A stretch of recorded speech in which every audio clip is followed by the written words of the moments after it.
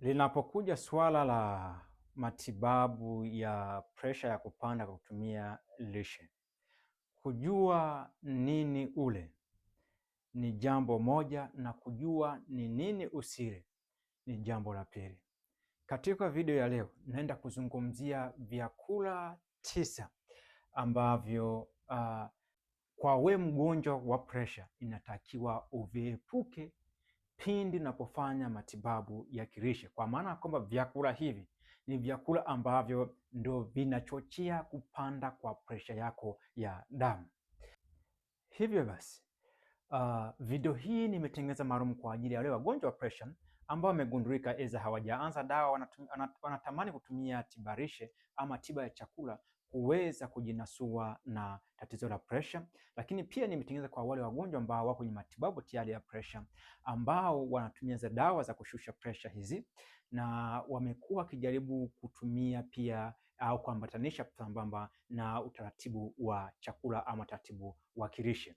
Hivyo kupitia video hii utaweza kujua ni vyakula gani ambavyo si rafiki kwa mgonjwa mwenye presha ya kupanda, na hivyo vyakula kwamba vinastahili yeye kuweza kuviepuka, kwani ndio vyakula ambavyo katika tafiti mbalimbali vimekuwa vikionyesha kwamba ndio ambavyo vinasababisha ongezeko la presha ya damu. Katika mada hii upo nami Emmanuel Mpalie, nutrition specialist. Nigusi tu nisikilize mwanzo mpaka mwisho ili uweze kuelewa vizuri kwa nini chakula hiki yamkini kisiwe rafiki kwako wewe mgonjwa wa presha ya kupanda.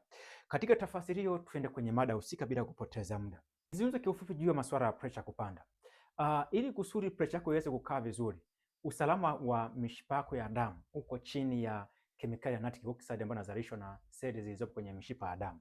Nitric oxide ndio inasaidia ile mishipa iweze kurelax ama kuhusiana na kutanuka vizuri ili kuweza kubalance pressure yako ya damu, na pia nitric oxide ndio inasaidia kuhakikisha kwamba mishipa ya damu inateleza ili kusudi vitu visikwame mahali popote, lakini pia isiweze kuruhusu kutengenezwa kwa majibu kwenye mishipa ya damu na au mishipa ya damu kuweza kushambuliwa na kusababisha yenyewe kuweza kukakamaa. Nitric oxide hiyo. Ni bahati nzuri kwamba vyakula ndio ambavyo huwa vinasaidia, na video ambayo nimezungumza habari za vyakula ambavyo vinafaa kwa mgonjwa mwenye shida ya pressure nimeshaileta. Nitakuwekea link yake kwenye kipengele cha comment uweze kuiangalia. Lakini video ya leo ni mahususi kwa ajili kuangalia vyakula ambavyo sio rafiki ama ambavyo sio salama kwa wewe ambaye ni mgonjwa wa pressure. Na kwamba vyakula vinastahili uweze kuviepuka.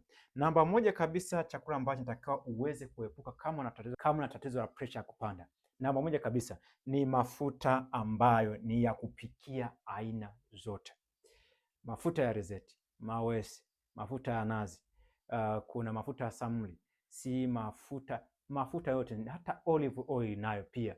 Mafuta yote yale ambayo yako free, ambayo ni ya kupikia, yote inatakiwa uweze kuyakwepa. Hatuna mafuta ambayo ni salama kabisa kwa mgonjwa ambaye anahangaika na magonjwa ya moyo, ikiwemo swala la pressure ya kupanda. Naomba nikufahamishe kitu kimoja. Mafuta yale sio salama kwa sababu gani? Ni kwamba mafuta ni kwamba huwa yanashambulia mishipa ya damu kwa kusababisha inflammation. Katika video ambayo nilileta ambayo nazungumzia mzizi ama kisababishi cha pressure kupanda, ilikuwa ni sambamba na kutokea kwa moto kwenye mishipa ya damu ambayo kwamba ni inflammation. Na chanzo cha moto yule sio kwamba ni kuni ambazo unapikia jikoni kule. Hapana. Chanzo chake ni mafuta ambayo unakuwa wewe umekula. Kwa hiyo katika tafasiri hiyo, mafuta yote ya kupikia sio mazuri sana, kwa sababu ile pia inflammation ni huwa inapunguza uzalishaji wa nitric oxide ambao ndio ufungua mishipa ya damu. Nitric oxide itakayo hii ni kusaidia wewe kuweza kuhakikisha kwamba ile pressure inapungua, lakini sasa unakuta uzalishi nyingi kwa sababu ya matumizi ya haya mafuta ambayo ni ya kupikia. Kuna kitu kimoja ni kufahamisha kwamba kwa mfano katika experience yangu nimekuwa nikuta, kwa mfano ukichukua wagonjwa wawili wa pressure, mmoja ukampatia mchicha ambao umeupikia tu kwamba kwenye kuupika umeweka vitu kama karoti, hoho, nyanya, vitunguu, lakini kwenye mapishi hayo umepika kama mchemsho fulani hivi, lakini hujaweka mafuta ya aina yote wala nazi hujaweka. Alafu mgonjwa mwingine wa pressure hiyo ya kupanda ukampatia mchicha ule ule ambao lakini umeongezea mafuta ya alizeti. Tunatarajia mgonjwa ambaye pressure yake itashuka ni mgonjwa ambaye ametumia leo mchicha ambao hujaongezewa mafuta, lakini huyu ambaye ametumia mafuta ya alizeti ni lazima utakuta pressure yake imeweza kupanda. Na kitu kingine, kwa mfano ukimchukua mgonjwa wa pressure ukampatia chakula ambacho kina mafuta mengi, baada ya dakika 60 ama baada ya risali moja ukiweza kumpima ile blood pressure yake, lazima utakuta iko juu, imeongezeka. Ni kwa sababu gani? Ni kwa sababu yale mafuta ni huwa yanapunguza au yanafanya ile damu kuweza kuwa nzito sana, na hivyo moyo kulazimika kuweza kutumia nguvu kubwa sana kuweza kusukuma ile damu yake, na ndio maana inapelekea ile pressure fanyaje kuweza kupanda. Kwa hiyo mafuta, hakuna mafuta ambayo yako salama. Najua kwamba kuna wataalamu wengi wanashauri kwamba utumie mafuta ambayo hayagandi, wengine anakuja nakwambia tumia ambayo yanaganda na himili joto. Kunakuwa na ukinzani mwingi sana juu ya swala hili, lakini nikufahamishe tu kwamba hatuna mafuta ambayo ni salama. Black and white, hakuna swala ya kibiashara au kitu kingine, ni kwamba hakuna mafuta ambayo yako salama. Tubaki tunatumia tu kwa sababu ya uroho wetu na kwa sababu tunapenda ile ladha ya mafuta kwenye ulimi. Lakini ukiniambia kwamba kuna mafuta salama, naweza nitakukatalia. Hatuna tafiti yote ambayo inaprove kwamba mafuta ya kwamba ni salama au sio salama. Kutokuganda kwa mafuta sio kigezo maalum cha kusema kwamba mafuta ni salama, wala kuhimili joto sio kigezo cha kutuambia kwamba mafuta ni salama kwa afya ya mishipa ya damu. Full stop. Twende namba 2, chakula namba 2. Chakula namba 2, huwezi amini kiko kwenye listi, ni chakula ambacho tunafahamu ni nyama nyekundu zote, si nyama nguruwe, si mbuzi, ukija si ya ng'ombe, nyama zote nyekundu ni hazifai kwa mgonjwa ambaye ana shida ya pressure. Na tuna uhakika kabisa maeneo ambao ni walaji wazuri sana wa nyama, pressure huwa ziko zinawasumbua sana. Upande wa kaskazini, Kilimanjaro na Arusha, ni mikoa ambayo imeathiriwa sana kwa sababu ya high consumption ya vyakula ambavyo vimesheheni cholesterol, hizi nyama nyekundu. Sababu ya kwa nini hizi nyama nyekundu sio nzuri sana kwa mgonjwa wa shida ya pressure ni kwa sababu ya vitu vikuu viwili.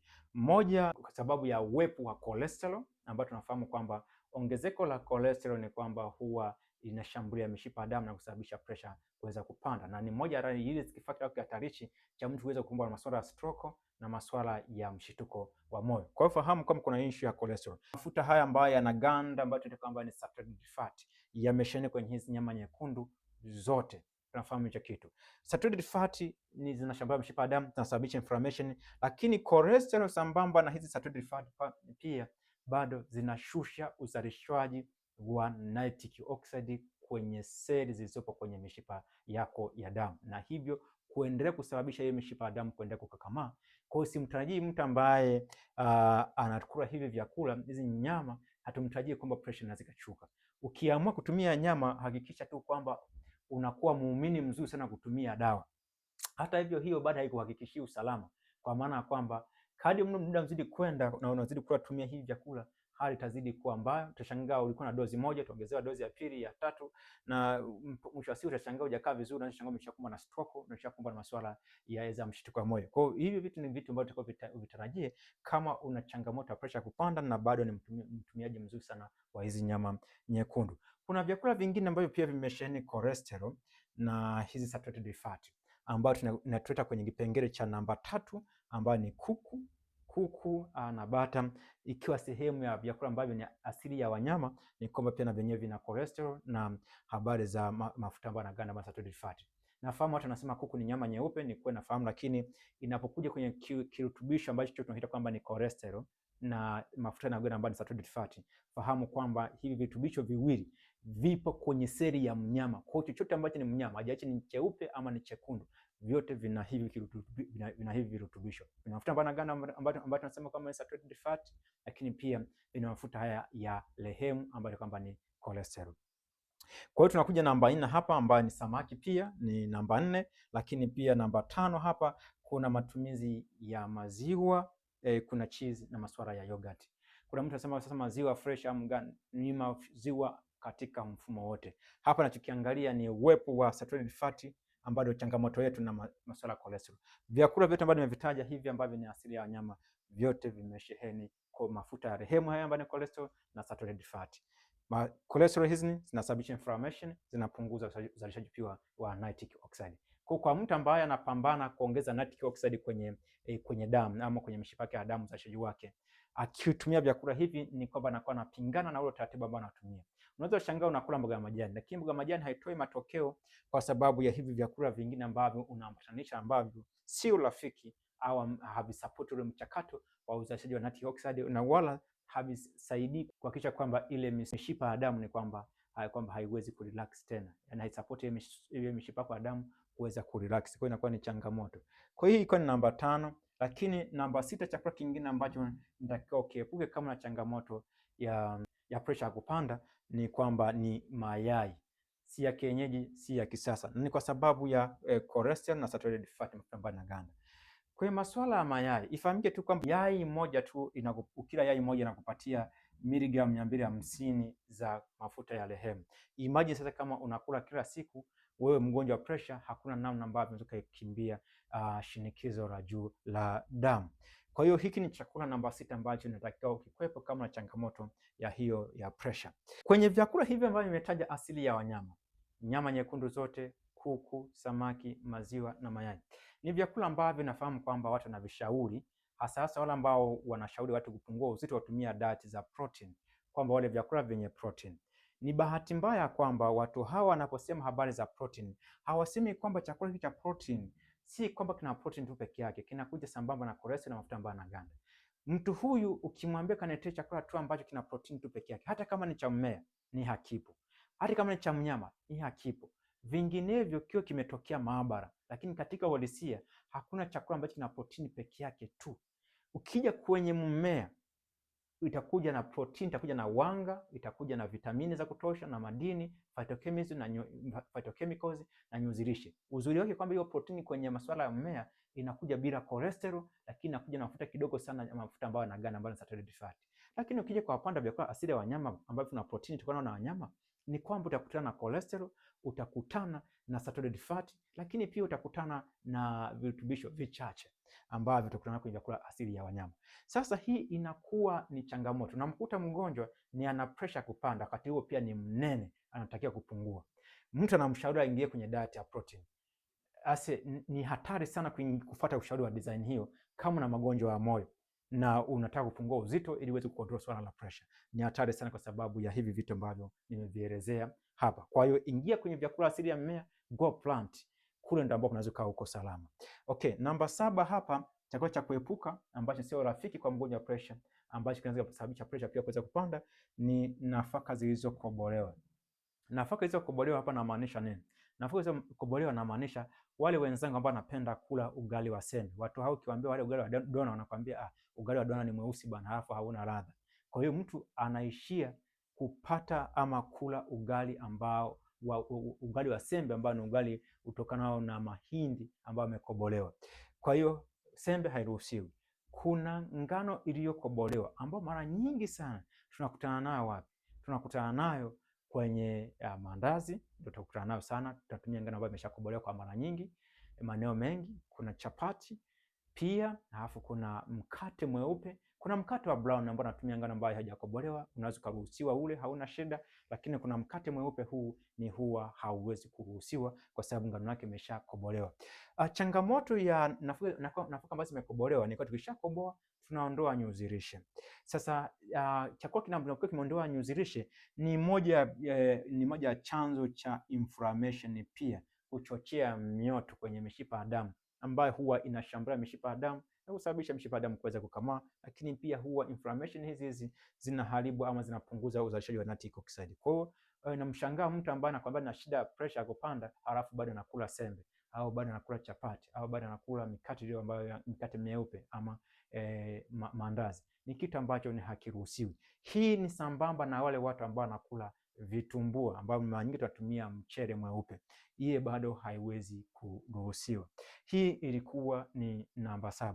Namba 8 ni vyakula ambavyo vingi vimetokea viwandani ambavyo vya kuchakatuliwa, ambavyo ni processed, ambavyo au ni vya kusindikwa, ambapo hapa ni sambamba pia na chipsi. Chips hairuhusiwi kwa sababu pia hizi zinakuja na mafuta na masuala ya chumvi pia hapo. Lakini kuna habari za hata hizi cakes ambazo zinakuwa zimetokea kule, na wakati huo pia hatuwezi kuacha kuzungumza habari za masuala ya pipi na vitu vingi ambavyo vinatoka kiwandani. Hakika huwa haviruhusiwi kwa mgonjwa ambaye ana changamoto ya pressure ya kupanda. Nenda kwenye uasili, katafute. Kama ni unapenda chips, kachukue kiazi, kichemshe, kula. ile ndio njia sahihi ya kuweza kuenjoy na kupata faida basi kusababisha pressure yako ya damu kuweza kupanda. Kwa hiyo ilikuwa ni namba 8 hii. Namba 9 na mwisho ni sukari ya madukani, ikiwa ni sambamba na vinywaji vyenye sukari. Hapa kwenye vinywaji vya sukari hasa ndo nikuelezee vizuri. Hii ni sambamba na matumizi ya soda aina zote, lakini pili ni matumizi ya juisi ya matunda. Kula tunda na sio juisi. Kuna mtu atakwambia kwamba bana, mimi juisi yangu siweki sukari. Achana kuweka sukari. Yaani unapokuwa tu umechukua ile tunda na kuliblend, unatengeneza sukari kuwa huru sawa sana kwenye soda. Tofauti ni vyanzo tu kwamba hii kimiminika kimetoka kwenye matunda, kwa hiyo kitakuwa na vitamini kidogo tofauti na kwenye soda, lakini impact ya sukari ambayo iko huru utaweza kukumbana nayo. Kwa hiyo hata juisi ya matunda aina zote za dukani na kwa maana kwanza viwandani na maziwa ya nyumbani, kama una tatizo la presha kupanda, si rafiki sana kwako. Kuna vinywaji vingine, hata pombe yenyewe kwa mtu ambaye changamoto ya presha bado hataweza kuruhusiwa. Hivi ni upande wa sukari na vinywaji ambavyo vina sukari ndani yake. Hivi ndio vilikuwa vyakula 9 ambavyo wewe mgonjwa mwenye changamoto ya presha kupanda basi inatakiwa viepuke, kwani vyakula hivi vitaweza kuongeza presha yako ya damu na si kuweza kuipunguza. Kwa hiyo sio salama kwako. Kuna kitu kimoja tu nikupatia tahadhari ambacho ni parachichi. Kuna mtu anaweza kauliza vipi kuhusu matumizi ya parachichi? Parachichi ni kweli nayo ina mafuta. Kwa hiyo ukingata kwenye majaribio ambayo yamefanya kazi vizuri kwenye kushusha pressure kwa kutumia lishe ya vyakula kama na mmea, parachichi limekuwa likiondolewa kwa wagonjwa, kwamba parachichi na hairuhusi kwa sababu pia wingi wa mafuta. Hii nikiwa natoa tahadhari pia kwa sisi ambao tunatumia kwa mfano kama karanga ikawa ni mbadala wa mafuta ya kupikia, kwamba inatakiwa mtu tumie kiwango kidogo, hasa kijiko kimoja kushuka chini, kwa maana kwamba usizidishe kijiko kimoja kile cha kulia wali, kwa maana kwamba kijiko kikubwa, kwamba ukishachota kile kinatosha kabisa, hutaki kuzidisha kwenye unga kwenye mboga yako. Inaweza kuwa ni karanga, inaweza kuwa ni unga mbegu za mboga, inaweza kuwa ni unga wa korosho, inaweza kuwa ni unga wa ufuta.